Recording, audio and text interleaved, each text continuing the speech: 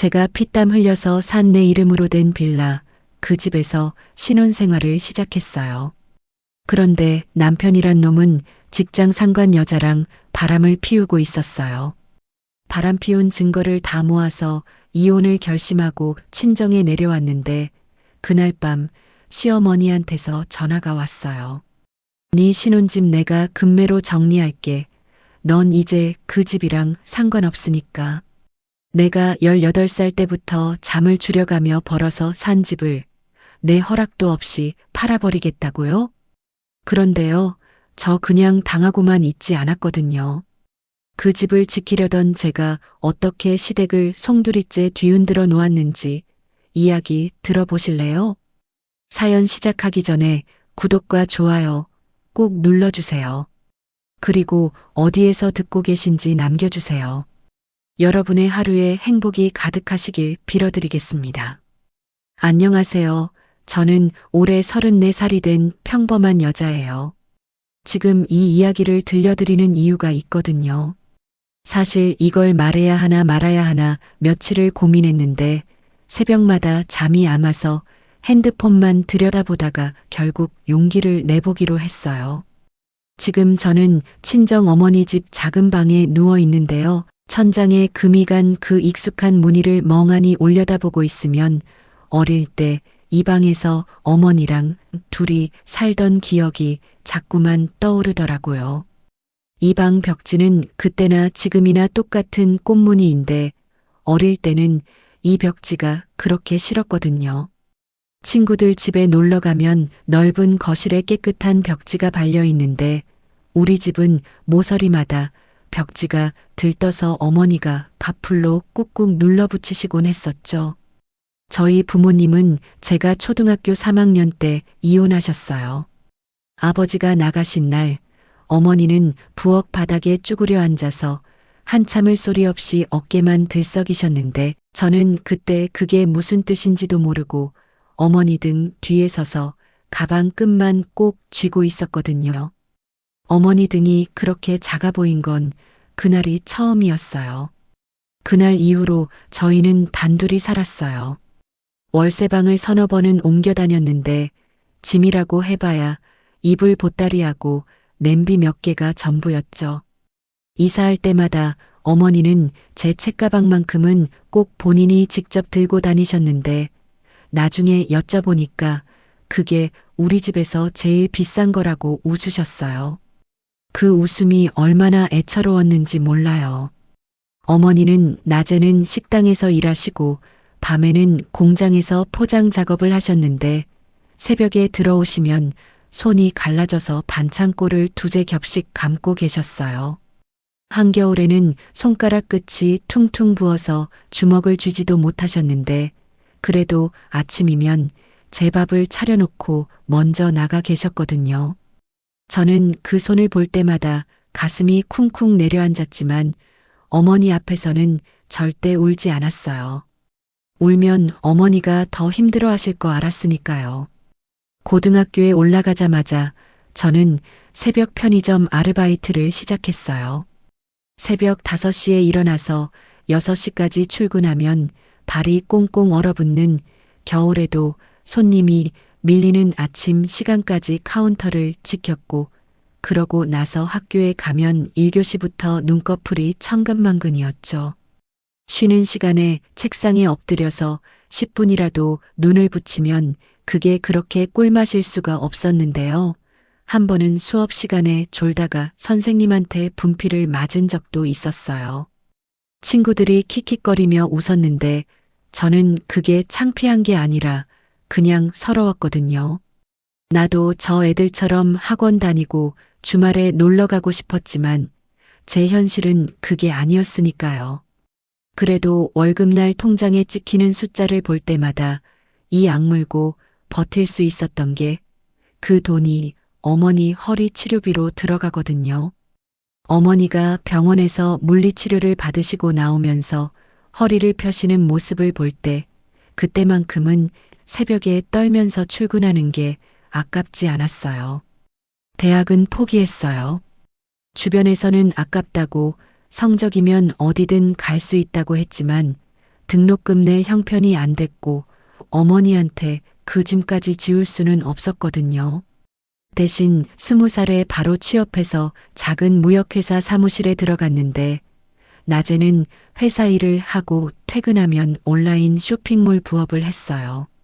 원룸 바닥에 택배 상자를 쌓아놓고 밤 11시까지 포장 작업을 하고 새벽 1시에 송장을 정리하면 눈이 벌겋게 충혈되어 거울을 볼 수가 없었는데도 통장 잔고가 한 자리씩 올라갈 때마다 그게 저한테는 유일한 위안이었거든요. 손목에 파스를 붙이고 목이 뻣뻣해져서 고개를 돌리기 힘든 날에도 통장 앱을 열어서 숫자를 확인하면 다시 힘이 났어요. 그렇게 이를 악물고 7년을 모았어요. 27살 저는 제 이름으로 된 첫 번째 빌라를 샀어요. 부동산 사장님이 계약서를 내미셨을 때 볼펜을 쥔 손이 와들와들 떨렸거든요. 18살 때 편의점 카운터에서 손님한테 거스름돈 건네던 그 손으로 20살 때 새벽까지 송장 번호 적던 그 손으로 내 이름이 들어간 집 계약서를 쓰고 있다는 게 믿기지 않았어요. 부동산 사장님이 사인하라고 가리키시는 칸에 제 이름 석자를 또박또박 써넣는데 글씨가 자꾸 흐려져서 눈을 몇 번이나 깜빡여야 했죠. 어머니한테 열쇠를 보여드리던 날 어머니가 현관문을 열고 빈 거실에 들어서시더니 한참을 아무 말 없이 서 계셨는데요. 슬리퍼도 안 신고 맨발로 마룻바닥을 천천히 밟으시면서 거실을 한 바퀴 도셨어요. 부엌 싱크대 앞에 서서 수도꼭지를 한번 틀어보시고 베란다 창문을 열어서 바깥을 내다보시고 그러다가 갑자기 고개를 푹 숙이시면서 두 손으로 얼굴을 감싸셨어요. 어머니 어깨가 가늘게 떨리는 걸 보는 순간 저도 참을 수가 없어서 어머니를 꼭 끌어안았는데 어머니가 제 등을 토닥이시면서 울먹이는 목소리로 말씀하셨어요. 우리 딸이 해냈구나. 우리 딸이 이걸 해냈어. 그 말 한마디에 7년 동안 꾹꾹 눌러 참았던 서러움이 한꺼번에 터져서 어머니 품에서 한참을 엉엉 울었는데 그날 그 빈 거실에서 어머니랑 둘이 울던 그 순간이 제 인생에서 가장 행복한 날이었어요. 그날 밤 어머니가 돌아가시고 혼자 빈 거실에 앉아서 내 벽을 하나하나 만져봤거든요. 이게 내 집이구나. 아무도 나가라고 할 수 없는 내 집이 생긴 거구나. 그 생각만으로 가슴이 뜨거워져가 마루에 누워 천장을 한참 올려다봤어요. 그리고 그 행복이 채 1년도 되지 않았을 때 그 사람을 만났어요. 회사에서 실적 우수 포상으로 동남아 여행을 보내줬거든요. 발리 해변가 작은 식당에서 혼자 맥주를 마시고 있었는데 석양이 바다 위로 번지면서 하늘이 온통 주황빛으로 물들고 있었고 파도 소리를 들으면서 멍하니 앉아 있는데 옆 테이블에 앉아 있던 남자가 슬쩍 의자를 끌고 다가와서는 환하게 웃으면서 말을 걸어왔어요. 혼자 여행이에요? 용감하시네. 그게 제 남편, 아니 전 남편과의 첫 만남이었어요. 그 사람은 여행 내내 저한테 치근덕거렸는데 아침마다 호텔 로비에서 기다리고 있다가 커피를 건네면서 오늘은 어디 갈 거냐고 물었고 저녁이면 석양이 예쁜 식당을 미리 알아봐서 데려가더라고요. 같이 해변을 걸을 때면 자연스럽게 제 쪽으로 손을 뻗어서 잡았고 제가 뭔 말을 해도 고개를 끄덕이면서 진지하게 들어줬어요. 솔직히 연애 한번 제대로 못 해본 저한테 그런 관심은 처음이었거든요. 한국에 돌아와서도 그 사람은 매일 전화했고 퇴근길에 회사 앞까지 찾아오기도 했는데 손에는 꼭 뭔가를 들고 왔어요. 어떤 날은 제가 좋아한다고 한마디 했던 호두과자를, 어떤 날은 편의점 앞을 지나다가 생각났다면서 따뜻한 캔 커피를 사가지고 와서는 별것 아닌 것처럼 툭 내밀었거든요. 비 오는 날이면 우산을 들고 회사 앞에서 기다리고 있었고 제가 야근하는 날에는 김밥 한 줄을 사들고 사무실까지 올라온 적도 있었어요. 그렇게 6달을 만나면서 저는 그 사람한테 완전히 빠져들었어요.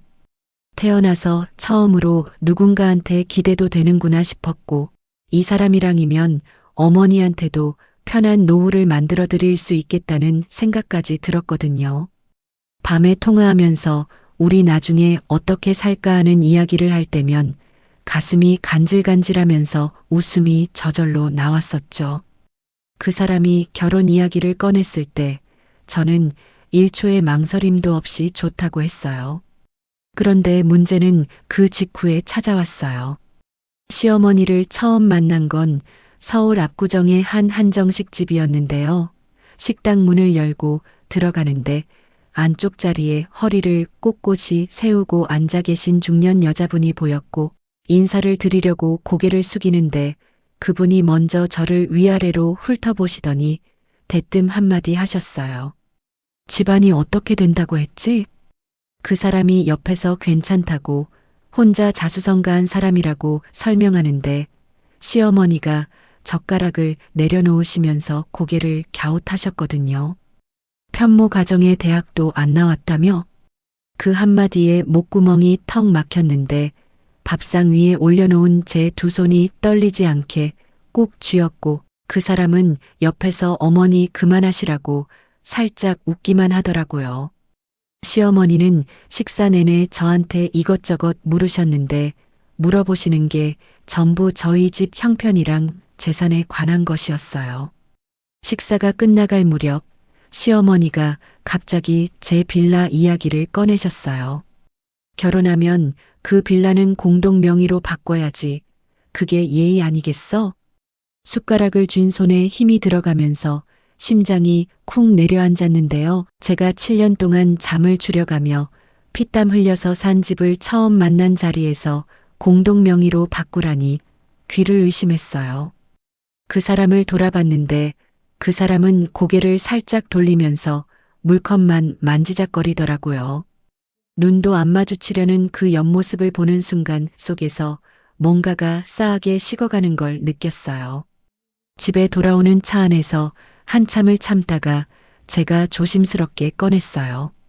아까 어머님이 빌라 공동명의 이야기하셨는데 그건 좀 아닌 것 같아. 그런데 그 사람이 핸들을 잡은 채로 한숨을 푹 쉬면서 대수롭지 않다는 듯이 대답했어요. 어머니가 좀 그러셔. 크게 신경 쓰지 마. 그 한마디가 제 가슴에 작은 못처럼 박혔거든요. 크게 신경 쓰지 말라니. 그건 내 전부나 다름없는 집인데, 내가 새벽마다 눈 비비며 일해서 산 집인데, 그 사람 입에서 그런 말이 나오는 순간 처음으로 뭔가 싸늘한 게 등줄기를 타고 내려왔어요.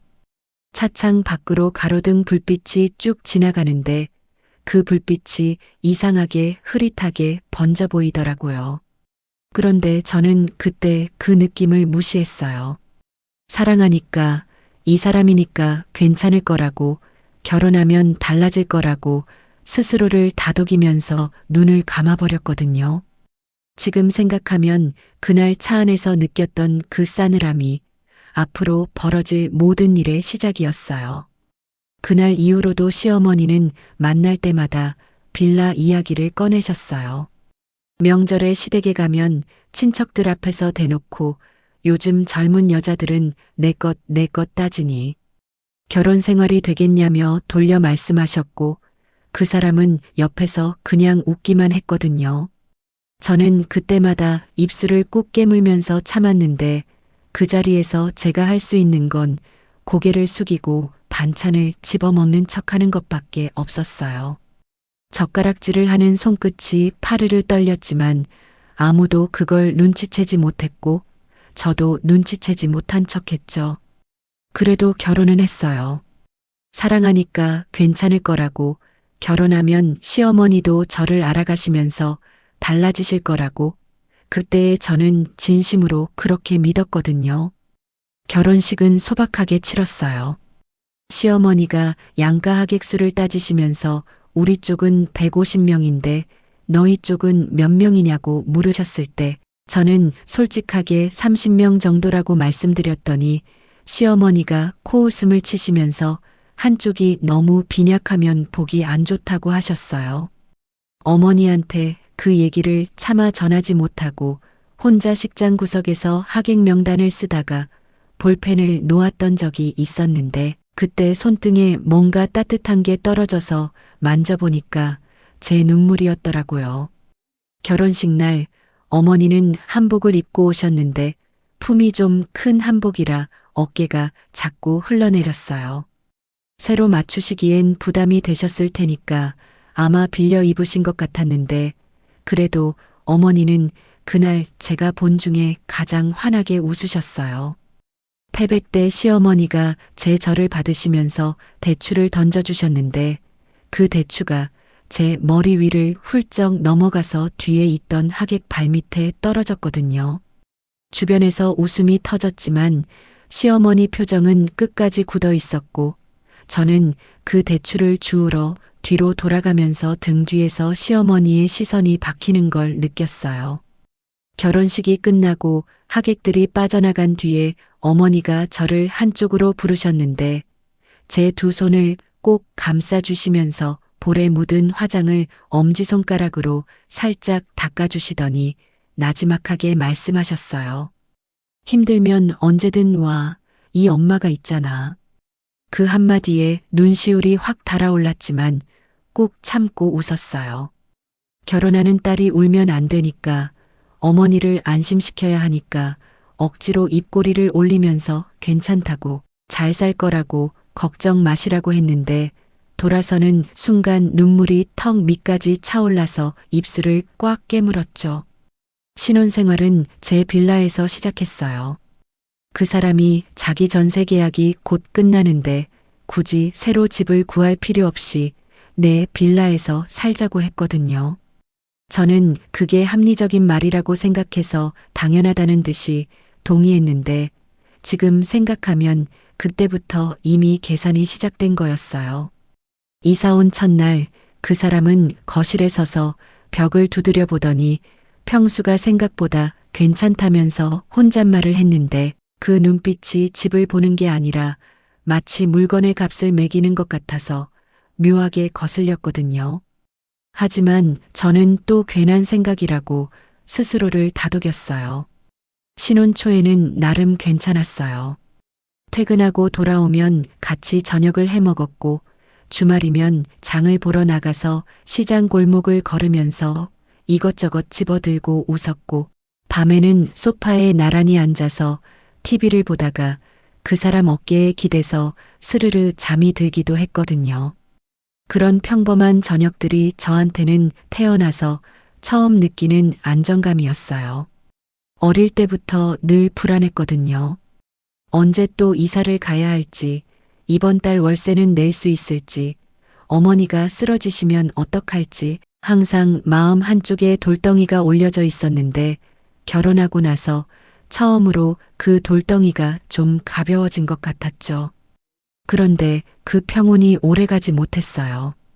결혼한 지 한 달도 안 돼서 시어머니가 불쑥 찾아오기 시작했거든요. 처음에는 반찬을 해왔다면서 오셨는데 현관문을 열자마자 실내화도 안 신고 거실로 쭉 들어오시면서 집 안구석구석을 눈으로 훑으셨어요. 부엌 찬장을 열어보시더니 그릇 배치가 왜 이러냐고 하시고 베란다에 나가서 빨래 건조대를 보시면서 빨래도 이렇게 널면 안 된다고 하시고 화장실 수건 색깔까지 지적하시면서 이건 시어머니 된 입장에서 해주는 말이라고 하셨는데 저는 고개를 숙이고 네 어머님 알겠습니다 하면서 속으로만 이를 안 물었어요. 일주일에 3번은 오셨거든요. 올 때마다 냉장고 문을 열어보시면서 이건 왜 샀냐 저건 왜 이렇게 비싼 걸 샀냐 하시고 제가 장본 영수증을 테이블 위에서 발견하시면 하나하나 읽으시면서 살림을 이렇게 하면 애 낳으면 어떻게 할 거냐고 핀잔을 주셨어요.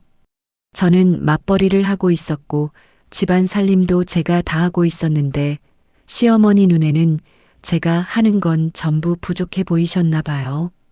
그리고 올 때마다 빠지지 않는 이야기가 있었는데 그게 바로 빌라를 팔고 시댁 근처로 이사 오라는 거였어요.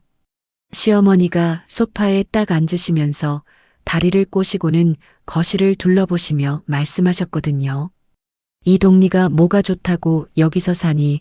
우리 집 근처에 괜찮은 아파트가 나왔는데 이 빌라 팔면 딱 맞겠더라.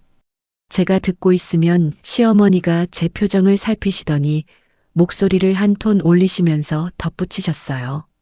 내가 너 싫어서 그러는 게 아니라 아들 생각해서 하는 말이야. 어머니 말이 틀려. 저는 그 말을 들을 때마다 숨이 턱턱 막혔는데 이건 제가 피땀 흘려서 마련한 집이고 제 이름으로 된 집인데 왜 자꾸 팔라고 하시는 건지 이해할 수가 없었거든요. 그 사람한테 시어머니가 자꾸 집을 팔라고 한다고 얘기하면 그 사람은 소파에 누운 채로 TV에서 눈을 안 떼고 대꾸했어요. 어머니가 원래 좀 그래. 적당히 들어. 적당히 들으라니 적당히 들을 수 있는 말이 아니잖아. 제가 목소리가 좀 올라가면 그 사람은 그제야 고개를 돌리면서 이맛살을 찌푸렸거든요. 또 시작이야? 나도 힘들거든. 회사에서 시달리다 와서 집에서까지 이러지 마. 그 말을 듣는 순간 입을 다물 수밖에 없었어요. 내가 지금 잘못된 걸 이야기하는 건데 왜 내가 잔소리하는 사람이 돼야 하는 건지 벽을 향해 돌아누운 그 사람의 등을 보면서 가슴팍에 돌멩이가 하나 더 얹히는 것 같았죠. 그 즈음부터 그 사람이 조금씩 달라지기 시작했어요. 야근이라면서 밤 11시, 12시에 들어오는 날이 늘었고 주말에도 팀 회식이라며 아침에 나가서 저녁 늦게까지 돌아오지 않았거든요. 처음에는 진짜 회사 일이 바쁜가 보다 했어요. 그 사람이 다니는 회사가 중견기업이었고 프로젝트가 몰리는 시기라고 했으니까 저도 직장 다니는 사람이라 그 말이 아예 이해 안 되는 건 아니었죠. 그래서 저는 그 사람이 늦게 들어와도 따뜻한 물에 발을 담글 수 있게 대야를 준비해 두었고 밥을 먹었는지 안 먹었는지 모르니까 국이라도 끓여놓고 기다렸어요. 그런데 이상한 건 돌아올 때마다 그 사람 옷에서 나는 향이었거든요. 제가 쓰지 않는 향수 냄새가 셔츠 깃에 은은하게 배어 있었는데 처음에는 회사 동료 향수가 묻었나 보다 하고 넘겼어요. 그런데 그게 한 번이 아니라 2번, 3번, 거의 매번이었거든요. 세탁기에 그 사람 셔츠를 넣으면서 깃을 접는데 코끝에 스치는 그 달콤한 향이 점점 익숙해질 때쯤 아, 이건 뭔가 이상하다는 생각이 처음으로 머리를 스쳤어요. 하지만 저는 스스로한테 말했죠. 아니야, 설마 그 사람이 그럴 리가 없어. 내가 너무 예민한 거야. 이러면서 고개를 저었는데 밤마다 혼자 불끈 거실에 앉아서 그 사람이 돌아오기를 기다리는 시간이 점점 길어지면서 가슴속 불안은 자꾸만 뿌리를 내리고 있었어요. 어느 날 저녁 그 사람이 샤워하러 들어간 사이에 테이블 위에 놓인 카드 명세서 봉투가 눈에 들어왔거든요. 평소 같으면 그냥 지나쳤을 텐데 그날따라 손이 먼저 움직여서 봉투를 열어봤어요. 명세서를 펼치는데 손끝이 차가워지면서 눈이 저절로 한 줄 한 줄을 따라갔는데 거기에는 제가 한 번도 가본 적 없는 청담동 프렌치 레스토랑 결제 내역이 찍혀 있었고 이틀 뒤에는 한남동 와인바, 그 다음 주에는 호텔 라운지 밥까지 금액이 10만 원, 20만 원씩 줄줄이 나와 있었거든요. 심장이 쿵쿵 뛰면서 손이 떨려서 명세서를 쥔 채로 한참을 서 있었는데 욕실에서 물소리가 멈추는 게 들려서 급하게 봉투에 다시 넣어놓고 모른 척 소파에 앉았어요. 그 사람이 수건으로 머리를 닦으면서 거실로 나왔을 때 저는 TV를 보는 척하면서 리모컨을 쥔 손이 땀으로 축축하게 젖어 있었거든요. 그날 밤 나란히 누웠는데 잠이 올 리가 없었어요. 옆에서 코를 골며 자는 그 사람의 옆 얼굴을 어둠 속에서 바라보면서 이 사람이 정말 내가 아는 그 사람이 맞는 건지, 발리 해변에서 환하게 웃으면서 커피를 건네던 그 사람이 맞는 건지, 머릿속이 엉켜서 도무지 정리가 안 됐어요. 며칠을 그렇게 혼자 끙끙대다가 결국 참지 못하고 그 사람한테 물어봤어요. 저녁을 차려놓고 마주 앉았는데 그 사람이 숟가락을 들기도 전에 제가 먼저 입을 열었거든요. 나 물어볼 게 있는데 요즘 카드값이 왜 이렇게 많이 나와? 최대한 담담하게 말하려고 했는데 목소리가 제 맘대로 안 되더라고요. 그 사람이 국을 떠먹다가 멈추더니 숟가락을 탁 내려놓으면서 저를 쳐다봤어요. 뭐, 내 카드 명세서를 봤어? 제가 고개를 끄덕이자 그 사람의 눈빛이 확 달라졌거든요. 의자를 뒤로 밀면서 벌떡 일어나더니 목소리를 높였어요. 남편 카드 명세서를 왜 몰래 봐? 그게 정상이야? 저는 너무 당황해서 입이 딱 벌어졌는데 그 사람이 손가락으로 저를 가리키면서 말을 이었거든요. 나 회사에서 거래처 사람들 만나서 밥 먹고 술 마시는 거야. 그것도 일이거든. 맨날 의심이야? 저는 밥상 앞에 그대로 앉아서 고개를 들지 못했어요. 호텔 라운지에서 거래처 미팅을 한다는 게 말이 되나 싶었지만 그 사람이 워낙 기세등등하게 나오니까 제 입에서는 아무 말도 나오지 않았거든요. 그 사람은 성큼성큼 침실로 가더니 문을 쾅 닫아버렸고 저는 식어가는 밥상 앞에 한참을 앉아 있다가 결국 밥 한 숟갈도 못 뜨고 상을 치웠어요. 설거지를 하는데 수도꼭지에서 쏟아지는 물소리에 섞여서 제 입에서 작은 신음 같은 게 새어나왔는데 그게 울음인지 한숨인지 저도 구분이 안 됐어요. 그날 이후로 그 사람이 핸드폰을 대하는 태도가 확 바뀌었거든요. 예전에는 거실 테이블 위에 아무렇게나 던져두던 핸드폰을 화장실 갈 때도 꼭 들고 갔고 소파에 앉아 있을 때 핸드폰 화면을 제가 볼 수 없는 각도로 기울이면서 뭔가를 열심히 하다가 제가 다가가면 후다닥 화면을 끄는 게 한두 번이 아니었어요. 어느 주말 아침에 그 사람이 샤워하러 간 사이에 핸드폰이 침대 위에서 진동을 울렸는데 저도 모르게 눈이 가서 화면을 봤거든요. 잠금 화면 위로 저장되지 않은 번호에서 온 메시지 알림이 떠 있었고 미리 보기에 하트 이모지 하나가 찍혀 있었어요. 그 하트 하나가 눈에 박혀서 심장이 목구멍까지 치밀어 올라오면서 손끝이 싸늘하게 얼어붙었거든요.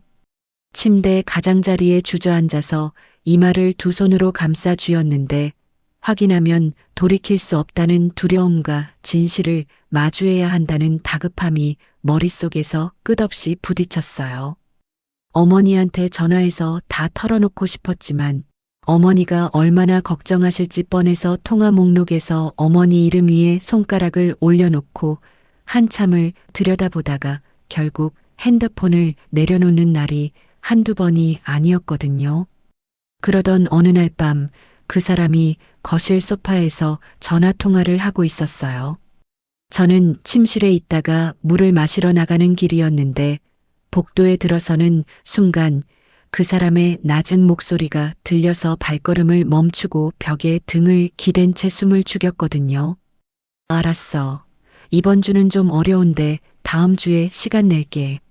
목소리가 살갑더라고요. 저한테는 한마디를 해도 귀찮다는 듯이 내뱉으면서 통화 속 그 사람은 연애할 때 저한테 하던 그 부드러운 톤이었거든요. 그날 밤 이불 속에서 한참을 뒤척이다가 결심했어요.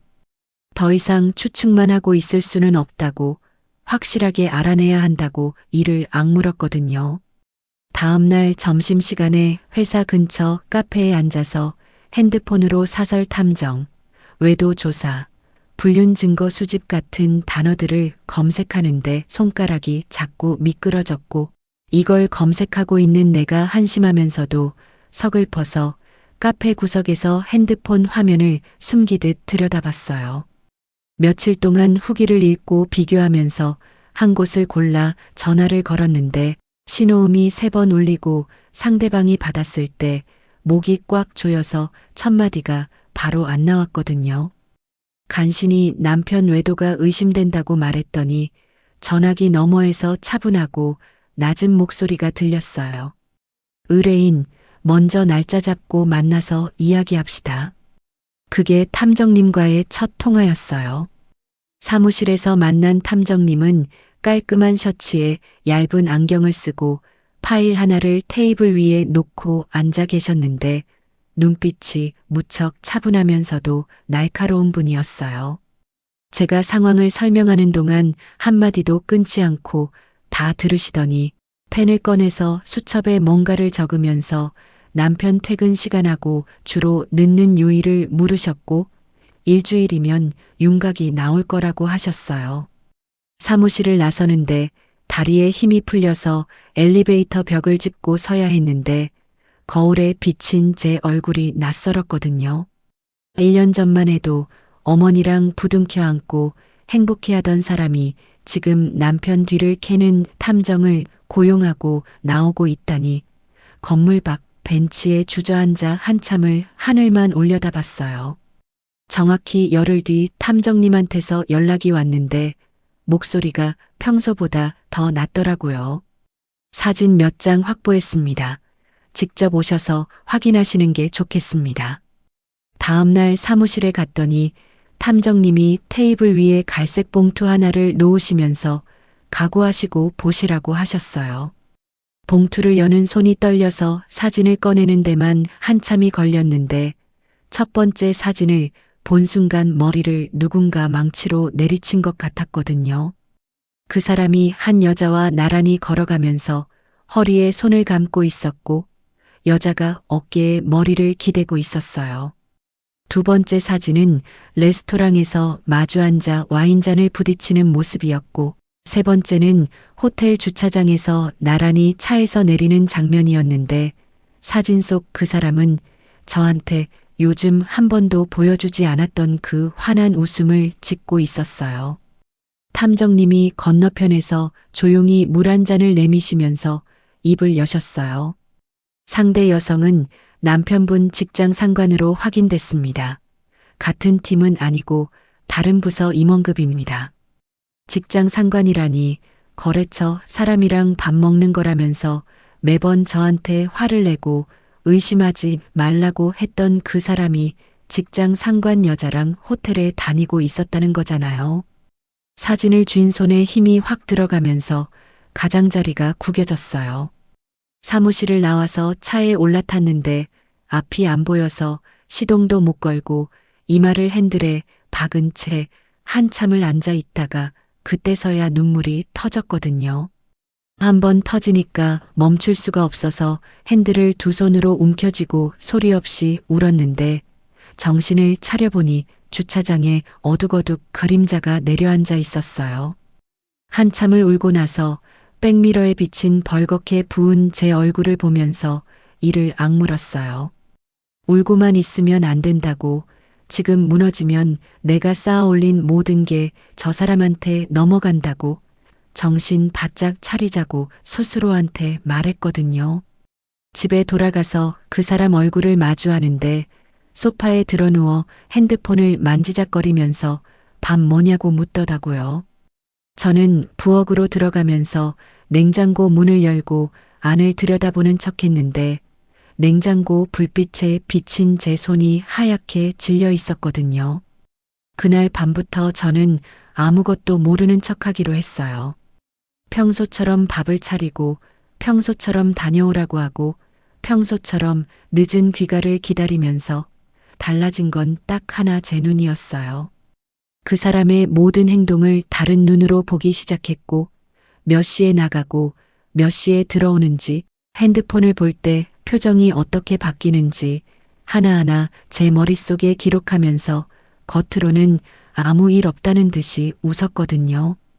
화장실에 들어가서 문을 잠그고 세면대를 두 손으로 잡은 채 거울 속 제 얼굴을 들여다보면서 조금만 참자, 지금은 때가 아니다. 다 모아야 한다고 스스로한테 되뇌면서 이빨을 꽉 깨물었어요. 그렇게 아무것도 모르는 척하면서 보내는 하루하루가 얼마나 길었는지 몰라요. 아침에 눈을 뜨면 옆에서 자고 있는 그 사람 얼굴이 가장 먼저 보이는데 예전에는 그 얼굴이 세상에서 제일 편안했거든요. 그런데 이제는 그 얼굴을 볼 때마다 탐정님이 보여준 사진이 겹쳐지면서 속이 울렁울렁 뒤집혔고 화장실에 가서 세수를 하면서 찬물로 얼굴을 몇 번이고 때리듯 적셔야 겨우 표정을 만들 수 있었어요. 출근 준비를 하면서 그 사람 와이셔츠를 다려줄 때가 제일 힘들었는데 다리미로 셔츠 깃을 다리면서 이 셔츠를 입고 저 여자를 만나러 가겠지 하는 생각이 머릿속을 스치면 손에 힘이 들어가서 다리미질이 멈춰지곤 했거든요.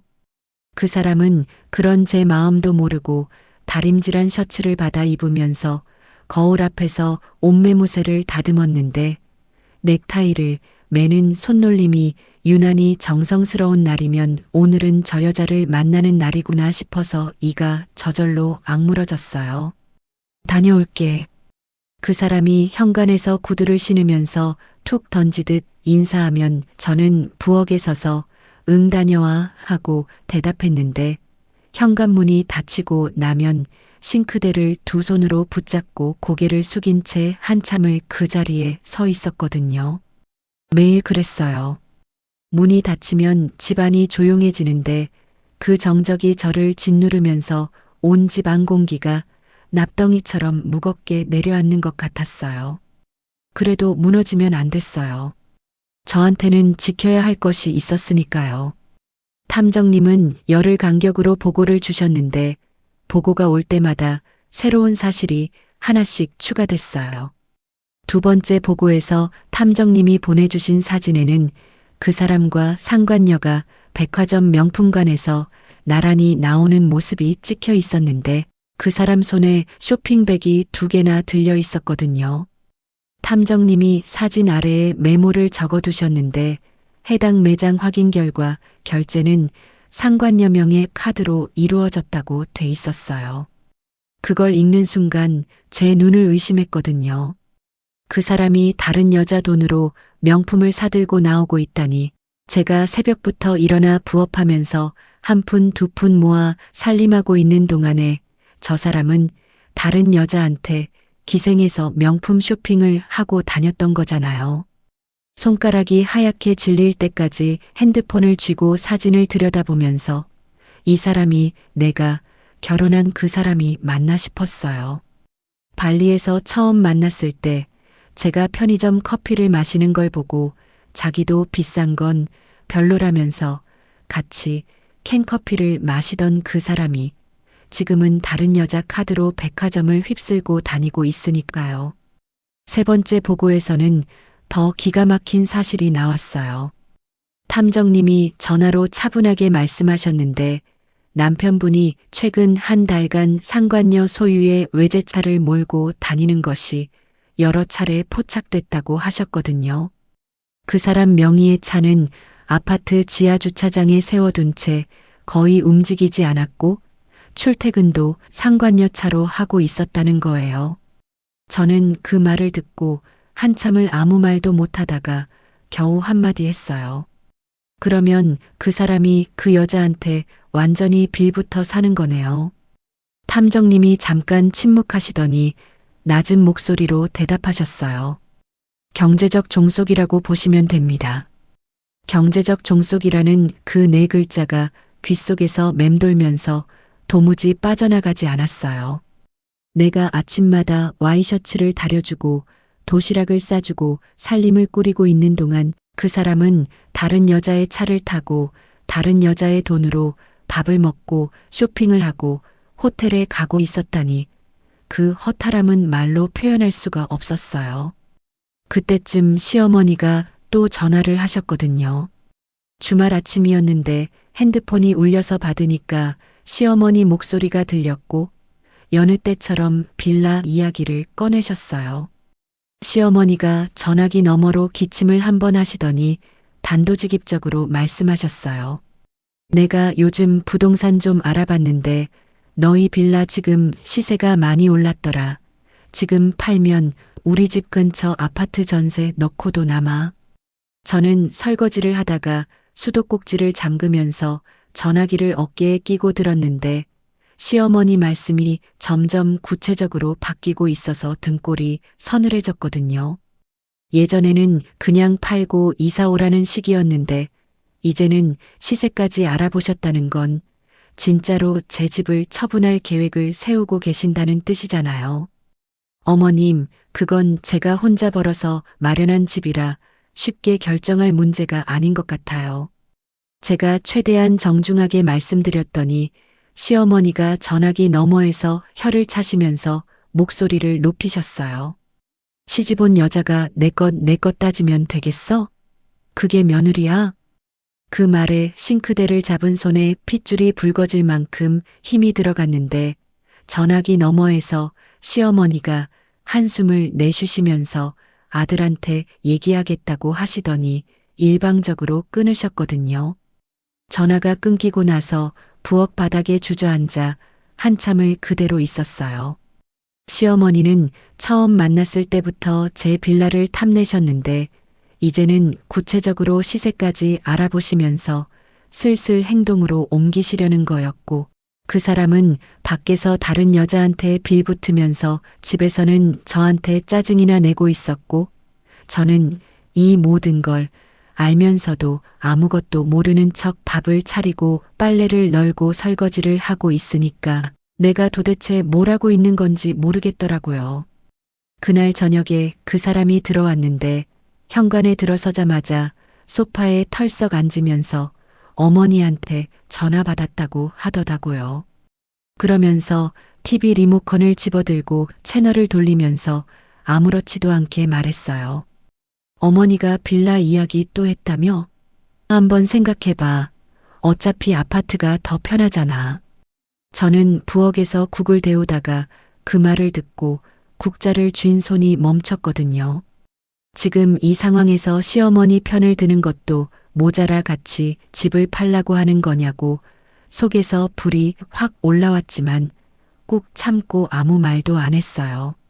지금 감정적으로 터지면 안 된다고, 아직은 때가 아니라고, 탐정님이 증거를 더 모아야 한다고 그 생각만 반복하면서 국을 저었는데 국이 펄펄 끓어서 넘치는 것도 모르고 멍하니 서 있다가 뒤늦게 불을 줄였어요.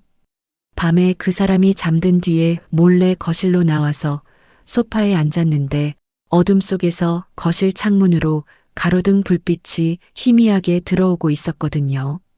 그 불빛을 바라보면서 이 집을 처음 계약하던 날을 떠올렸어요.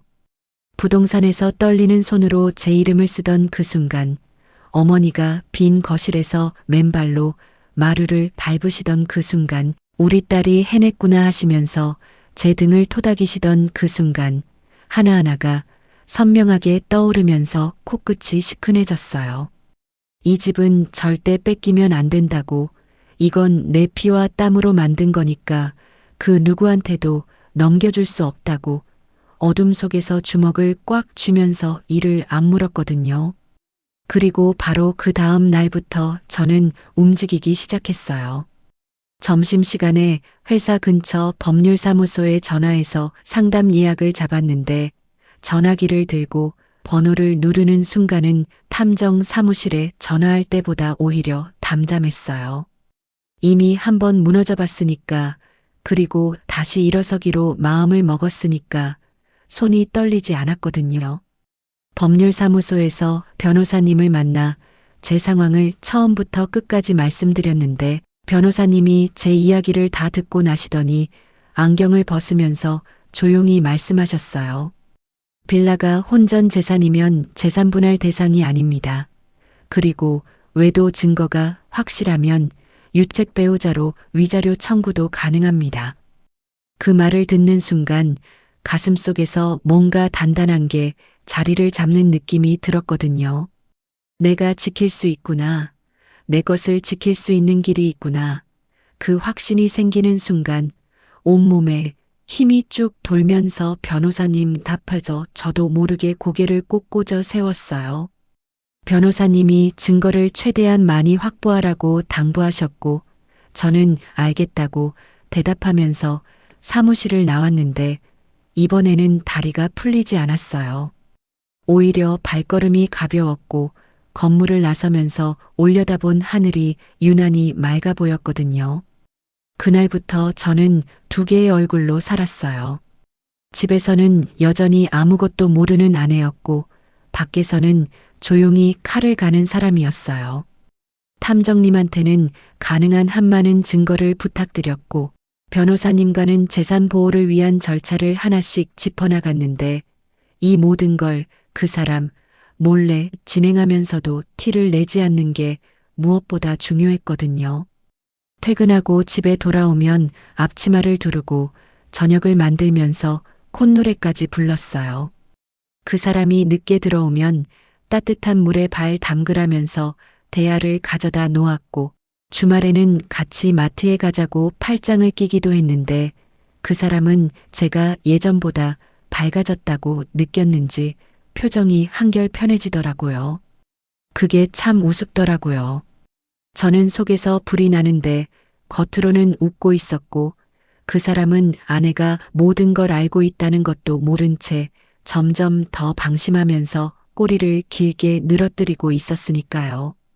그리고 시어머니는 그 와중에도 일주일에 한 번은 전화해서 빌라 이야기를 하셨는데 저는 이제 더 이상 그 말에 속이 뒤집히지 않았어요. 오히려 시어머니가 전화할 때마다 속으로 생각했거든요. 그래요. 어머님 계속 그렇게 하세요. 다 기억해 둘 테니까요. 그렇게 두 개의 얼굴로 살아가던 어느 날이었어요. 퇴근하고 집에 돌아왔는데 현관 앞에 낯익은 구두가 가지런히 놓여 있었거든요. 시어머니 구두였어요. 또 오셨구나 싶어서 현관문을 열고 들어갔더니 시어머니가 거실 소파 한가운데에 딱 앉아 계셨는데 테이블 위에 부동산 전단지 서너 장이 펼쳐져 있었어요.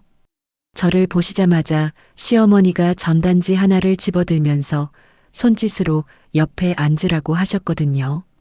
이리 와서 이것 좀 봐. 우리 집 근처에 새 아파트가 들어오는데 분양가가 괜찮아.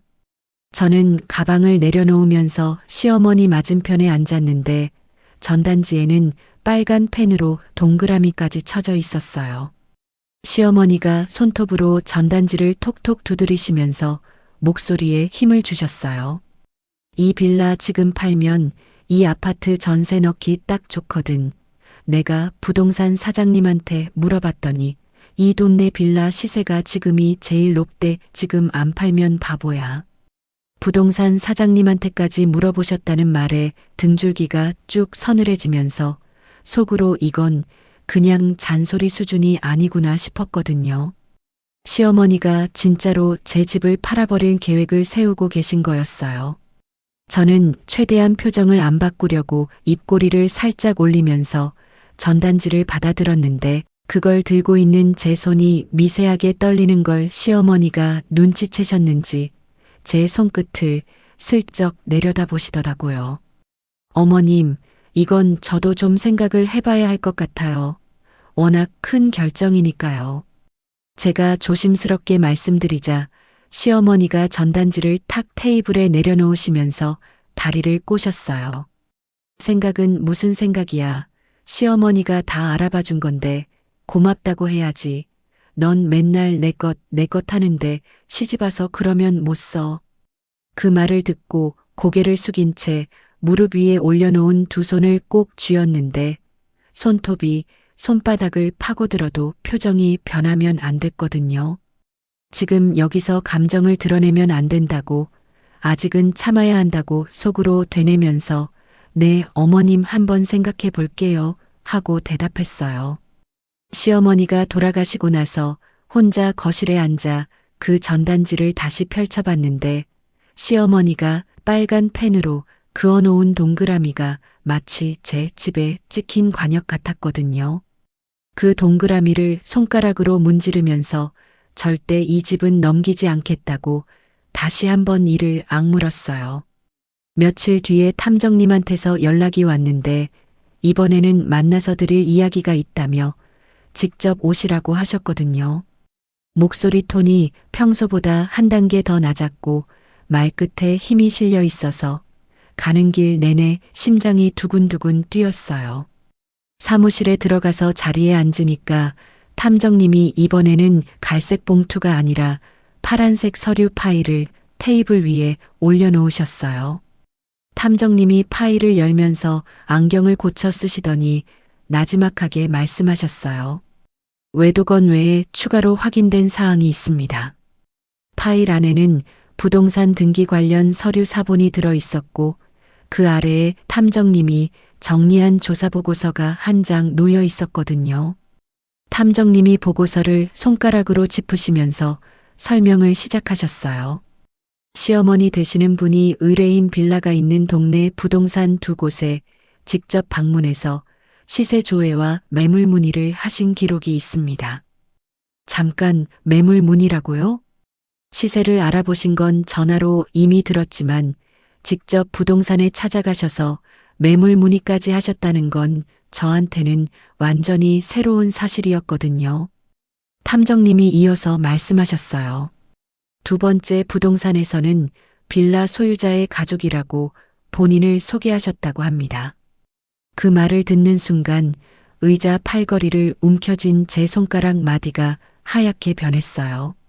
제 이름으로 된 집을 본인 가족이라고 소개하면서 매물로 내놓으려 했다는 거잖아요. 제 허락도 없이 제가 모르는 사이에 제 등 뒤에서 이런 일이 벌어지고 있었다는 게 너무 어이가 없어서 한참을 입을 다물지 못했거든요. 탐정님이 물 한 잔을 건네시면서 한 가지 더 있다고 하셨어요. 남편분이 시어머니한테 의뢰인에 대해 상당히 부정적인 이야기를 하고 계신 것으로 파악됐습니다. 탐정님이 녹취록 일부를 정리한 문서를 보여주셨는데 거기에는 그 사람이 시어머니한테 전화로 한 말이 적혀 있었어요. 집에 오면 맨날 바가지야. 살림도 제대로 못하면서 잔소리만 해. 솔직히 결혼한 거 후회돼. 그런 내용이었거든요. 한 줄 한 줄 읽을 때마다 가슴이 칼로 그어지는 것 같았어요. 바가지를 긁었다고요? 저는 그 사람이 밤늦게 들어와도 밥상을 차려놓고 기다렸고 셔츠를 다려주고 구두를 닦아주고 주말마다 집 안 구석구석을 치웠거든요. 살림을 못한다고요? 그 사람이 다른 여자한테 빌붙어서 명품 쇼핑을 하고 다니는 동안 저는 혼자 장 보고 혼자 반찬 만들고 혼자 이 집을 지키고 있었잖아요. 그런데 시어머니한테는 제가 바가지를 긁고 살림을 못하는 못난 아내라고 거짓말을 하고 있었다니 배신감이란 단어로는 부족한 뭐라고 설명할 수 없는 감정이 온몸을 타고 올라오면서 관자놀이가 지끈지끈 뛰었어요. 탐정님이 제 표정을 살피시더니 조용히 말씀하셨어요.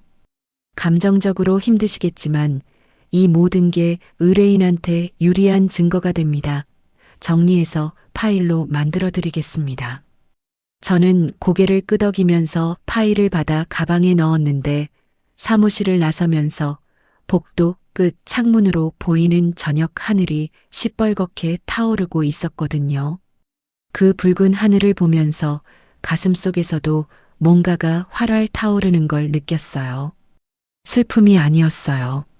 서러움도 아니었어요. 제 안에서 무언가가 태워지면서 그 자리에 단단한 뼈대 같은 게 자리를 잡고 있었는데 그게 아마 각오였던 것 같아요. 집에 돌아와서 평소처럼 저녁을 차리고 그 사람을 기다렸는데 그날따라 그 사람이 일찍 들어왔거든요. 현관문을 열고 들어오면서 오늘 왜 이렇게 집이 조용하냐고 혼잣말처럼 중얼거리더니 소파에 앉아서 핸드폰을 꺼냈어요. 저는 부엌에서 밥을 퍼담으면서 그 사람의 옆모습을 바라봤는데 핸드폰 화면을 보면서 입꼬리가 살짝 올라가는 게 보였거든요. 저 웃음이 누구한테 보내는 웃음인지 이제는 너무 잘 알고 있었지만 그걸 아는 것과 직접 눈으로 보는 건 또 다른 차원의 고통이더라고요. 밥상을 차려서 마주 앉았는데 그 사람이 국을 한 숟갈 떠먹더니 입맛을 다시면서 말했어요. 이 국은 좀 싱겁다. 딱 그 한마디였거든요. 제가 퇴근하고 장 봐서 직접 끓인 국인데 고마운 기색은커녕 싱겁다는 말 한마디가 전부였어요. 저는 미안 좀 더 넣을까 하면서 소금을 집어들었는데 소금통을 쥔 손에 힘이 들어가면서 이 사람은 지금 내가 차린 밥상에 앉아서 내 국을 먹으면서도 머릿속에는 다른 여자가 있겠구나 하는 생각에 목구멍이 턱 막혔어요. 그날 밤 그 사람이 잠든 뒤에 또 거실로 나왔어요. 소파에 앉아서 가방 안에 넣어둔 파일을 꺼내 하나하나 다시 읽었는데 외도 사진, 상관녀와의 경제적 유착 보고서, 시어머니의 부동산 매물 문의 기록, 그 사람이 시어머니한테 저를 험담한 녹취 정리본까지 한 장씩 넘길 때마다 제 안에서 마지막 남은 정이 한 겹씩 벗겨져 나가는 게 느껴졌어요. 마지막 장을 덮고 파일을 가방에 다시 넣으면서 고개를 들었는데 거실벽에 걸린 우리 둘의 결혼 사진이 보이더라고요. 웨딩드레스를 입은 저와 턱시도를 입은 그 사람이 서로 마주보면서 웃고 있는 사진이었는데 사진 속에 나는 정말로 행복해 보였거든요. 그 사진을 한참 올려다보면서 그때의 나한테 말해주고 싶었어요. 가지마, 그 사람한테 가지마, 그 웃음 뒤에 숨겨진 걸 너는 모르잖아. 그런데 지금 와서 그런 말을 해봐야 소용없잖아요. 시간은 돌이킬 수 없으니까요. 저는 소파에서 일어나 그 결혼 사진 앞에 섰어요. 사진 속 그 사람의 웃는 얼굴과 탐정님이 찍은 사진 속 다른 여자한테 웃고 있는 그 얼굴이 겹치면서 제 안에 남아있던 마지막 미련의 실타래가 툭 끊어지는 걸 느꼈거든요. 그때 결심했어요. 끝내겠다고, 이 결혼을 끝내겠다고, 그리고 내 것은 반드시 내가 지키겠다고요. 어머니한테 아직 말씀을 못 드렸는데 이 이야기를 어떻게 꺼내야 할지 그게 가장 무거웠어요. 어머니가 결혼식 날 제 손을 잡으시면서 힘들면 언제든 오라고 하셨던 그 말씀이 자꾸 떠올랐거든요. 그 말씀을 현실로 만들어야 할 때가 올 줄은 정말 몰랐는데 이제 곧 어머니한테 전화를 해야 한다는 걸 알면서도 핸드폰을 쥔 손이 자꾸만 멈춰지는 밤이었어요. 거실 창문 너머로 새벽 어둠이 조금씩 밝아오면서 먼 데서 새소리가 희미하게 들려오고 있었는데 그 소리를 들으면서 내일부터는 다르게 살겠다고, 더 이상 당하고만 살지 않겠다고 어금니를 꽉 깨물면서 새벽을 맞았어요. 그 새벽을 맞고 나서 며칠이 지났는데 그 며칠 동안 저는 마치 시한폭탄 위에 앉아 있는 것처럼 살았어요. 겉으로는 평소와 똑같이 출근하고 퇴근하고 밥을 짓고 빨래를 널었지만 속으로는 어머니한테 이 모든 걸 어떻게 말씀드려야 할지 그 생각뿐이었거든요. 어머니는 제가 결혼하고 나서 한결 편해지셨어요. 딸이 제 집을 갖고 결혼까지 했으니까 이제 좀 놓으셔도 되겠다 싶으셨는지 예전보다 목소리도 밝아지시고 전화할 때마다 잘 지내지 하시면서 웃음이 많아지셨거든요. 그 웃음을 깨야 한다는 게 그게 제일 무거웠어요. 어머니가 평생을 고생하시면서 오직 저 하나만 바라보고 사셨는데 그 어머니한테 사위가 바람을 피우고 있고 시어머니가 제 집을 빼앗으려 하고 있다는 말을 어떻게 꺼내야 하는 건지 수십 번을 머릿속으로 연습해봐도 첫 마디가 나오지 않았거든요. 결국 어머니한테 먼저 말씀드리기 전에 한 가지를 더 확인해야겠다는 생각이 들었어요. 그 사람이 저한테 어떤 마음이 남아있는지, 아니 솔직히 말하면 혹시 제가 잘못 알고 있는 건 아닌지 마지막으로 한 번만 더 확인하고 싶었던 거예요. 탐정님이 보여준 사진과 보고서가 명확했지만 그래도 마음 한구석에서는 아닐 수도 있잖아. 무슨 사정이 있을 수도 있잖아 하는 생각이 아주 가느다란 실처럼 붙어 있었거든요. 그래서 그 주 토요일에 그 사람한테 오랜만에 둘이 저녁 먹으러 가자고 했어요. 결혼 전에 자주 갔던 집 근처 작은 이탈리안 레스토랑이 있었는데 연애할 때 그 사람이 여기 파스타가 제일 맛있다면서 매주 데려가던 곳이었거든요.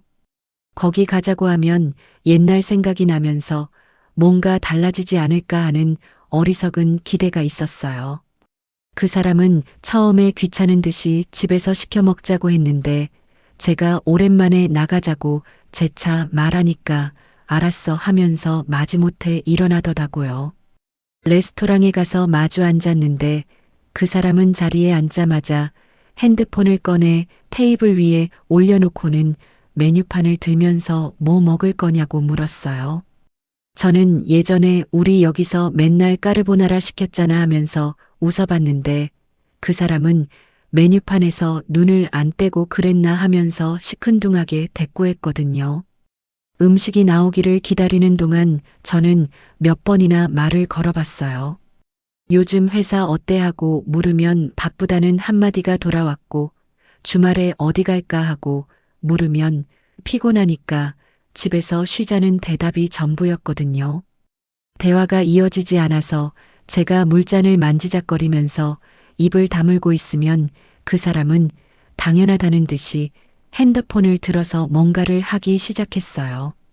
화면에 빠져서 입꼬리가 살짝 올라가는 걸 보는 순간 속이 확 뒤집혔는데 저는 테이블 밑에서 냅킨을 꾸깃꾸깃 구기면서 참았거든요. 파스타가 나왔는데 맛이 하나도 안 느껴졌어요. 예전에는 이 집 까르보나라를 한 입 먹으면 고소한 크림 맛이 입안에 퍼지면서 그 사람이랑 눈을 마주치고 웃었는데 지금은 면을 포크에 감으면서도 눈앞이 흐릿해서 접시가 잘 안 보였거든요. 식사가 거의 끝나갈 무렵에 그 사람 핸드폰이 울렸어요. 화면을 보더니 잠깐 하면서 자리에서 일어나 레스토랑 밖으로 나갔는데 유리창 너머로 보이는 그 사람이 전화를 받으면서 웃고 있었거든요. 그 웃음을 보는 순간 가느다랗게 붙어있던 마지막 실이 툭 끊어지는 소리가 들리는 것 같았어요. 아, 이 사람한테 저는 이미 끝난 거구나. 이 자리에 마지못해 나왔고 빨리 돌아가고 싶어 하는 거구나. 저 전화 너머에 있는 사람이 이 사람의 전부인 거구나. 그 깨달음이 파도처럼 밀려오면서 포크를 쥔 손에서 힘이 쭉 빠졌어요. 집에 돌아오는 차 안에서 한마디도 하지 않았어요. 그 사람도 아무 말 없이 운전했고 차 안에는 라디오 소리만 낮게 깔려 있었는데 그 침묵이 우리 사이의 모든 것을 말해주고 있는 것 같았거든요. 집에 와서 그 사람이 먼저 침실로 들어가고 저는 거실 소파에 앉아서 한참을 멍하니 있다가 핸드폰을 들었어요. 통화 목록에서 어머니 이름을 눌렀는데 신호음이 2번 울리자 어머니가 받으셨거든요. 우리 딸, 이 밤에 웬일이야? 어머니 목소리가 반갑고 따뜻하게 귀에 감기는 순간 목구멍이 확 조여왔어요. 엄마하고 부르는데 그 한마디가 나오자마자 제어할 수 없는 울음이 쏟아져 나왔거든요. 전화기 너머에서 어머니가 당황하시면서 왜 그래, 무슨 일이야 하셨는데 저는 한참을 울기만 하다가 겨우겨우 입을 열었어요. 엄마, 나 할 말이 있어. 그날 밤 전화로 다 말씀드렸어요.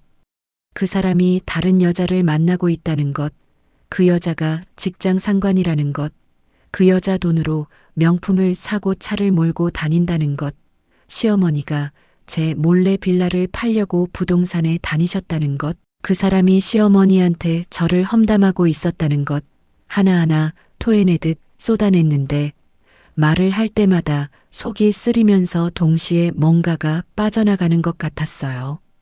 어머니는 제 이야기를 끝까지 들으셨어요.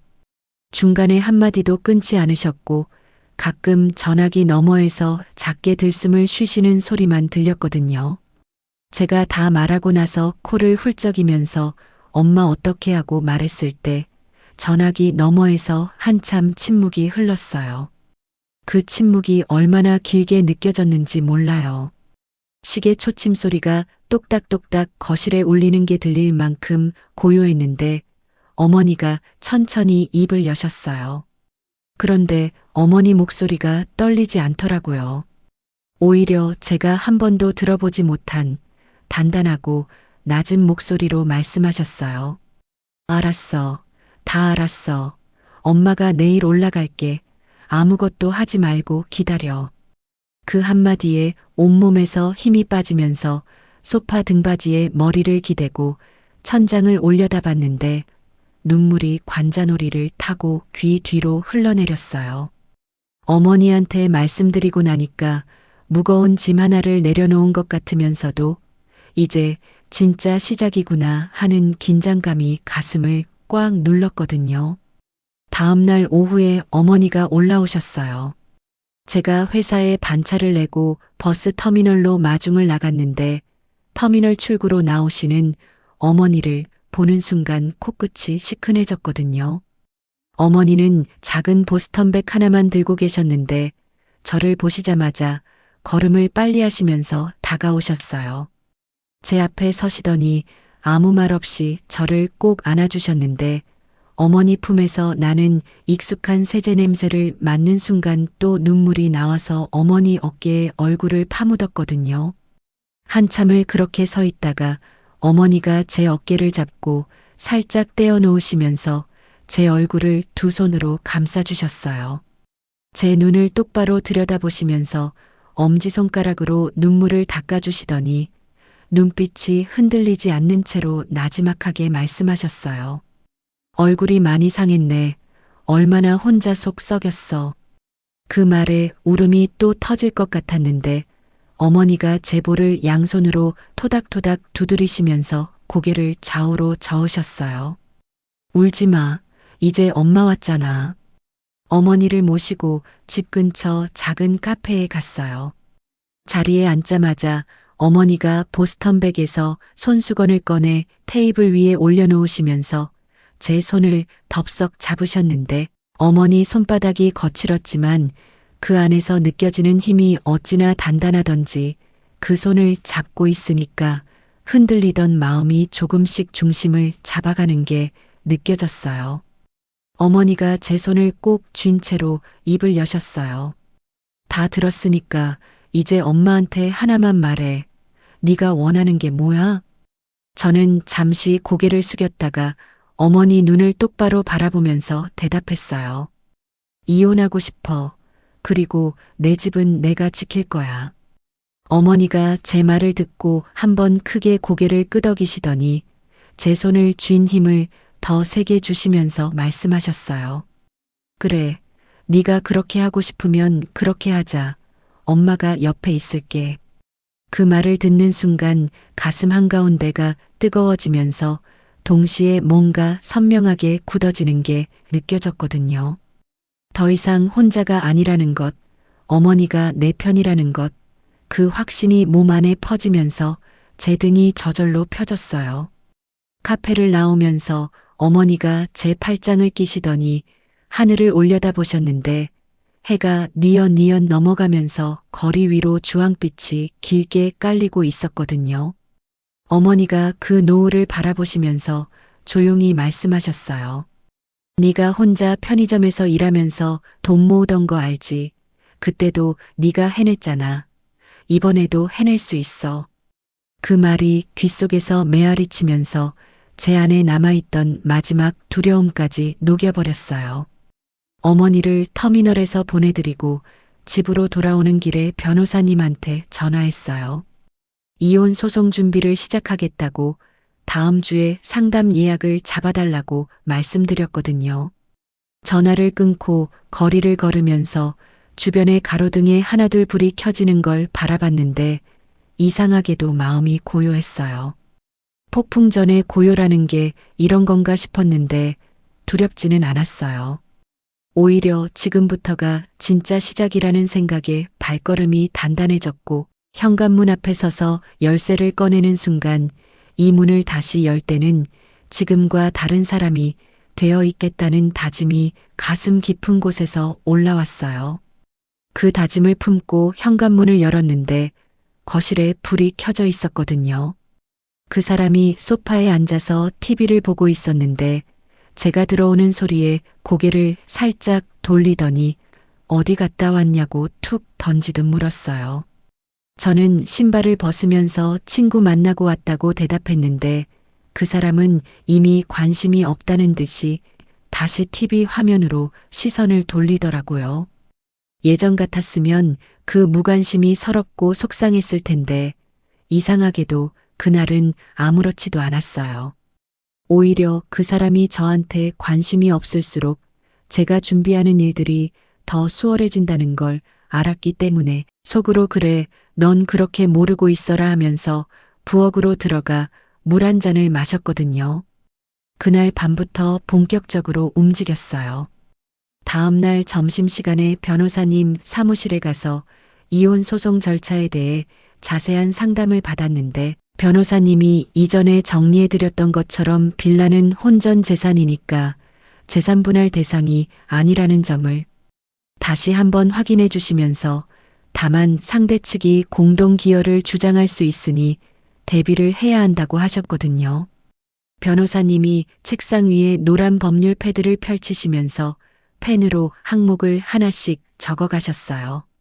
첫째, 빌라 매입 당시 자금 출처를 증명할 수 있는 서류를 모두 준비하세요. 급여 명세서, 부업 수입 내역, 통장 거래 내역 전부 다요. 저는 고개를 끄덕이면서 수첩에 받아 적었는데 다행히 저는 돈에 관해서만큼은 칼같이 기록해두는 습관이 있었거든요. 편의점 아르바이트 시절부터 통장 하나에 모든 입출금을 정리했고 온라인 쇼핑몰 부업 수입도 엑셀로 매달 관리했었기 때문에 자금 출처 증명은 어렵지 않을 거라는 확신이 있었어요. 변호사님이 두 번째 항목을 적으시면서 고개를 들어 저를 바라보셨어요. 둘째, 탐정님한테 받으신 외도 증거를 원본 그대로 보관하시고 사본을 따로 만들어서 안전한 곳에 두세요. 절대 상대가 접근할 수 없는 장소예요. 저는 그 말을 듣고 사무실을 나오자마자 근처 은행에 가서 안심금고를 하나 신청했어요. 금고 안에 탐정님한테 받은 사진 원본과 보고서, 사본, 그리고 제 빌라 관련 서류 일체를 넣어두었는데 금고 문을 닫고 자물쇠를 잠그는 순간 이 안에 내 인생의 증거가 다 들어있구나 하는 생각에 가슴이 묵직해지면서도 한편으로는 이제 어디에도 뺏기지 않겠다는 안도감이 밀려왔거든요. 그리고 변호사님이 세 번째로 당부하신 게 있었어요. 셋째, 절대 먼저 이혼 이야기를 꺼내지 마세요. 상대가 모르는 상태에서 증거가 최대한 쌓일 때까지 기다리셔야 합니다. 그 말이 제일 힘든 조건이었거든요. 매일 그 사람 얼굴을 보면서 아무것도 모르는 척 살아야 한다는 게 이미 몇 주째 하고 있는 일이었지만 시간이 갈수록 점점 더 참기 어려워지고 있었어요. 아침에 눈을 뜨면 오늘도 웃어야 하는구나 하는 생각이 먼저 들었고 저녁에 밥상을 차리면서 이 밥상을 앞에 놓고 아무렇지 않은 척하는 내가 점점 낯설어졌거든요. 그래도 버텼어요. 탐정님한테는 추가 조사를 부탁드렸고 탐정님도 아직 파악되지 않은 부분이 있다면서 좀 더 시간을 달라고 하셨어요. 그러던 어느 날 저녁이었어요. 그 사람이 퇴근하고 들어오더니 소파에 앉으면서 느닷없이 말을 꺼냈거든요. 야, 어머니가 이번 주말에 집에 오신대. 저는 부엌에서 양파를 썰다가 칼을 멈추면서 고개를 돌렸어요. 이번 주말에? 갑자기 그 사람이 핸드폰을 만지작거리면서 대수롭지 않다는 투로 대답했어요. 할 말이 있으시대. 뭐 빌라 이야기겠지. 그 사람 입에서 빌라 이야기라는 말이 그렇게 가볍게 나오는 게 기가 막혔지만 저는 그래 알았어 하고 짧게 대답하면서 다시 양파를 썰었는데 칼질이 아까보다 세지면서 도마의 탁탁 소리가 거실까지 울렸어요. 주말이 왔고 시어머니가 오셨어요. 이번에는 부동산 전단지가 아니라 작은 서류 봉투를 들고 오셨는데 현관에서 실내화로 갈아 신으시면서 거실로 성큼성큼 들어오시더니 소파에 앉자마자 그 봉투를 테이블 위에 탁 올려놓으셨거든요. 시어머니가 그 사람한테 너도 앉으라고 하시면서 저한테도 턱짓으로 자리를 가리키셨어요. 세 사람이 거실에 마주 앉으니까 공기가 팽팽하게 당겨지는 게 느껴졌는데 시어머니가 봉투를 열면서 안에서 종이 한 장을 꺼내 테이블 위에 펼치셨어요. 이거 봐. 내가 법무사한테 알아봤는데 빌라 공동 명의로 바꾸는 거 어렵지 않대? 순간 귀를 의심했어요. 법무사한테까지 알아보셨다고요? 종이를 보니까 명예 변경 절차에 대한 안내문 같은 것이었는데 거기에 시어머니가 직접 메모하신 것처럼 볼펜으로 밑줄이 그어져 있었거든요. 심장이 쿵쿵 뛰면서 손끝이 차가워졌지만 표정을 바꾸지 않으려고 이를 꽉 깨물었어요. 시어머니가 그 종이를 손가락으로 톡톡 두드리시면서 저를 똑바로 쳐다보셨어요. 결혼한 부부가 재산을 따로 갖고 있으면 안 되는 거야. 공동 명의로 바꾸면 나중에 대출도 더 잘 나오고 여러모로 좋거든. 내가 다 너희 부부 잘 되라고 하는 말이야. 저는 테이블 위에 놓인 그 종이를 바라보면서 속이 부글부글 끓었지만 변호사님이 절대 먼저 감정을 드러내지 말라고 하신 말씀이 떠올라서 꾹 참았거든요. 그때 그 사람이 제 옆에서 다리를 꼬고 앉으면서 입을 열었어요. 어머니 말이 맞아. 어차피 부부잖아. 공동 명의로 해놓으면 서로 편하고. 저를 쳐다보지도 않고 천장을 향해 말하듯 내뱉었는데 부부라는 단어가 그 사람 입에서 나오는 순간 속에서 뜨거운 게 확 치밀었거든요. 부부라고요?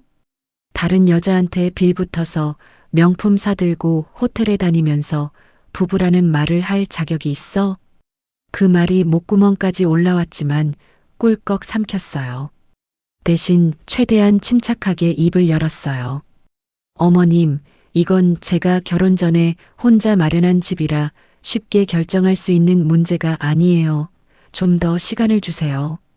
시어머니가 제 말이 끝나기도 전에 손바닥으로 테이블을 탁 치시면서 목소리를 높이셨어요. 시간은 무슨 시간이야. 벌써 몇 번째 같은 소리야. 시집 온 여자가 내 집 하면서 언제까지 그럴 거야. 그 사람은 시어머니 옆에서 팔짱을 끼고 앉아서 아무 말도 안 했거든요. 자기 어머니가 저한테 소리를 지르는데 한마디도 안 하고 오히려 고개를 끄덕이는 것처럼 보였는데 그 모습을 보면서 이 사람은 진짜로 처음부터 제 편이었던 적이 한 번도 없었구나 하는 생각이 확신으로 바뀌었어요. 시어머니가 법무사 안내문을 제 앞으로 밀어놓으시면서 다음 주까지 결정하라고 하시고는 자리에서 일어나셨어요. 현관에서 구두를 신으시면서 뒤도 안 돌아보시고 나가셨는데 문이 닫히자마자 그 사람도 침실로 쑥 들어가 버렸거든요. 저는 빈 거실에 혼자 앉아서 테이블 위에 놓인 그 안내문을 내려다봤어요. 손을 뻗어 그 종이를 집어들었는데 종이가 바르르 떨리는 게 제 손이 떨리고 있었거든요. 그 종이를 접어서 가방 안에 넣었어요. 이것도 증거가 될 테니까요. 시어머니가 조직적으로 제 재산을 빼앗으려 하고 있다는 증거, 그리고 그 사람이 거기에 동조하고 있다는 증거 하나도 빠짐없이 모아야 했거든요. 그날 밤 화장실에 들어가서 문을 잠그고 변호사님한테 메시지를 보냈어요. 시어머니가 법무사를 통해 공동명의 변경을 추진하고 있다는 사실과 오늘 있었던 일을 상세하게 적어서 보냈더니 변호사님이 바로 답장을 주셨거든요. 소유자 본인 동의 없이는 명의 변경이 불가능하니 걱정하지 마시라는 말씀과 함께 다만 앞으로 시어머니나 남편이 위조나 허위 서류를 시도할 가능성도 배제할 수 없으니 등기부등본을 수시로 확인하시라고 당부하셨어요. 위조라는 단어를 보는 순간 온몸에 소름이 쫙 돋았어요. 설마 거기까지 하겠어 싶으면서도 이미 그 사람과 시어머니가 보여준 행태를 생각하면 없을 일이 아니었거든요. 화장실에서 나와서 침실 문을 살짝 열었더니 그 사람은 이미 코를 골면서 자고 있었어요. 이불을 발끝까지 걷어차고 옆으로 돌아누운 그 사람의 등을 바라보면서 이 사람 옆에서 자는 밤이 얼마 남지 않았다는 생각이 들었거든요. 그 생각이 드니까 이상하게 후련함 같은 게 밀려왔어요. 슬프지 않았냐고요? 솔직히 말하면 슬픈 건 이미 다 슬퍼했어요. 카드 명세서를 처음 봤을 때, 탐정님 사진을 처음 봤을 때, 레스토랑에서 그 사람이 유리창 너머로 다른 사람한테 웃는 걸 봤을 때, 그때마다 한 겹씩 슬픔을 다 겪었기 때문에 지금은 슬픔 대신 단단한 뭔가가 가슴에 자리를 잡고 있었거든요. 침대에 누워서 천장을 바라보면서 내일 탐정님한테 연락해서 시어머니 동향도 추가로 조사해달라고 부탁드려야겠다는 생각을 정리하고 핸드폰 메모장을 열어서 해야 할 일 목록을 적기 시작했어요. 등기부등본 확인, 자금 출처 서류 정리, 탐정님 추가 의뢰, 변호사님 다음 상담 일정 확인, 하나하나 적을 때마다 내가 흔들리지 않고 제대로 가고 있다는 느낌이 들면서 핸드폰 화면의 파란 불빛이 어둠 속에서 유난히 선명하게 빛났거든요. 그 불빛을 바라보면서 생각했어요. 그 사람은 지금 이 순간에도 제가 아무것도 모르는 줄 알면서 편하게 잠들어 있는데 이 사람이 눈을 떴을 때 세상이 어떻게 달라져 있을지 아직 모르고 있다는 게 참 아이러니하더라고요. 그 아이러니한 밤이 지나고 다음 날 아침이 밝았는데 그날따라 하늘이 흐리면서 금방이라도 비가 쏟아질 것 같았거든요. 출근 준비를 하면서 그 사람 와이셔츠를 평소처럼 다려주고 있었는데 다리미에서 올라오는 뜨거운 수증기가 제 손등에 닿을 때마다 이것도 며칠 남지 않았다는 생각이 머리를 스쳤어요.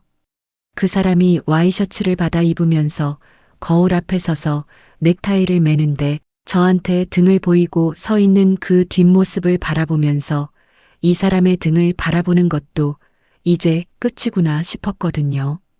그날 오전에 탐정님한테 전화해서 시어머니 동향 조사를 추가로 부탁드렸더니 탐정님이 전화기 너머에서 잠시 뜸을 들이시다가 의미심장하게 말씀하셨어요. 사실 시어머니 거는 이미 파악 중이었습니다. 조만간 보고 드릴 게 있을 겁니다.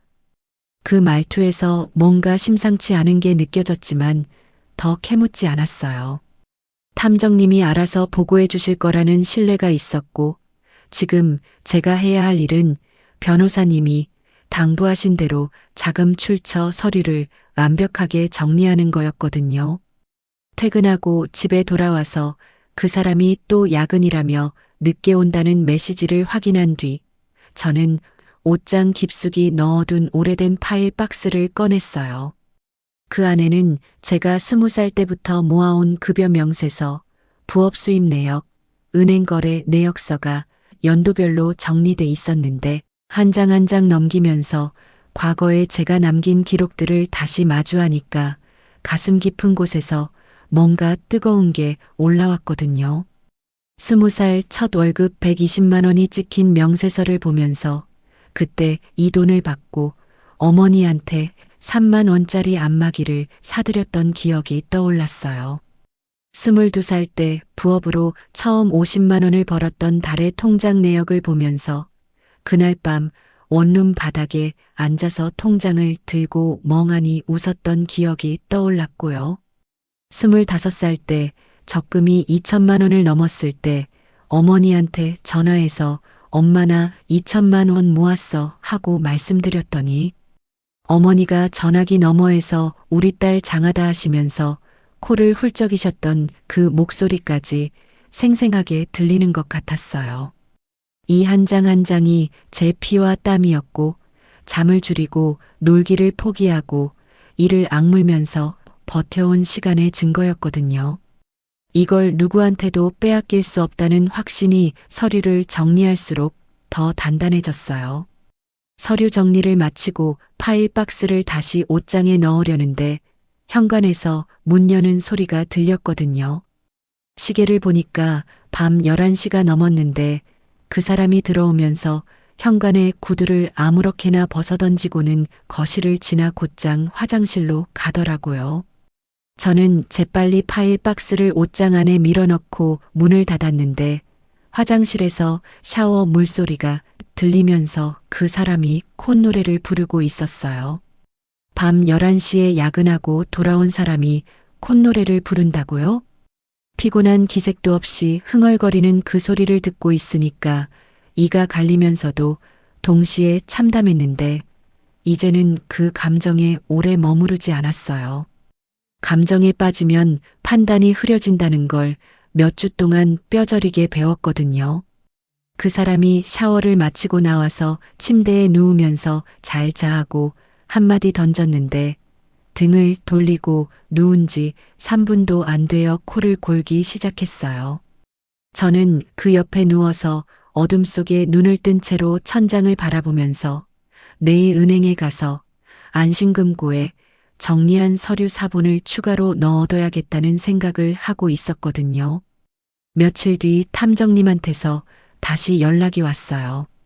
이번에는 목소리가 유독 조심스러우면서도 힘이 실려 있었는데 만나서 말씀드려야 할 중요한 건이 있다고 하셨거든요. 사무실에 도착하니까 탐정님이 테이블 위에 서류를 여러 장 펼쳐놓고 계셨어요.